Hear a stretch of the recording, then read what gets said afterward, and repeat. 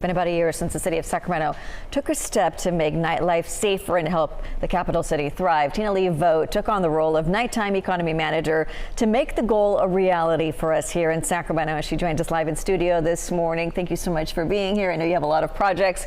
You've been very busy this year. And what has changed since you took on this role?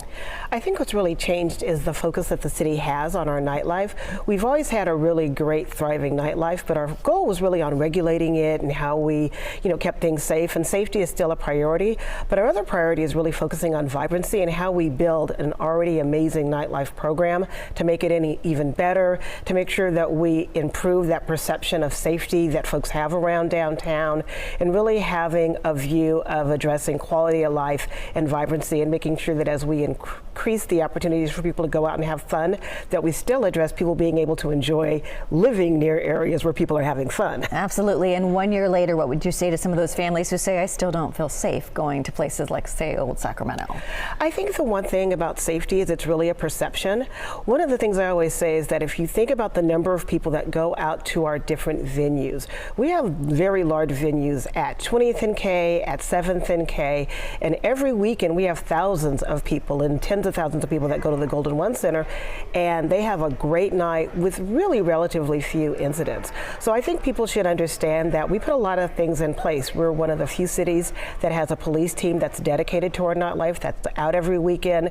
We have a code compliance team that's also rare, that most cities don't have, that are going out and making sure that our businesses are safe. So there's a lot of measures that the city of Sacramento puts in place. So people may not see all the different things that we do, but there's a lot of efforts that's going into making sure people have a very safe night when they go out and have fun in our town. And absolutely. I know some of the incidents involved teenagers. What's being done on that front to make sure that they have a place to go where they're not out causing trouble? I think we're still looking at trying to find different places for teenagers to go. One of the things that we really try to do is that the police does a great job of working with community-based organizations. So when we see an area where there's issues happening, they'll bring in folks from those organizations to come and work with those teens and try to shift them in a different direction. So we really try to be proactive. So we are trying to head things off before they happen. Okay, what's next for the plan, for the role? So I think one of the big things that we're working on is, so for the past year, I've been working on a sociable city assessment. And what we've been doing is it's a multi-phase project. We have done over a dozen meetings talking with our businesses, our residents, our city staff on things we need to do to make the city safe. And we're looking at areas of planning, which is mobility, how people get around, quality of life. We're looking at safety in our public spaces as well as in our venues, and we're looking at vibrancy. So we're looking at how do we activate our public spaces like Capitol Mall and Old Sacramento, and then also how do we activate our businesses even more. Well, great job with the position.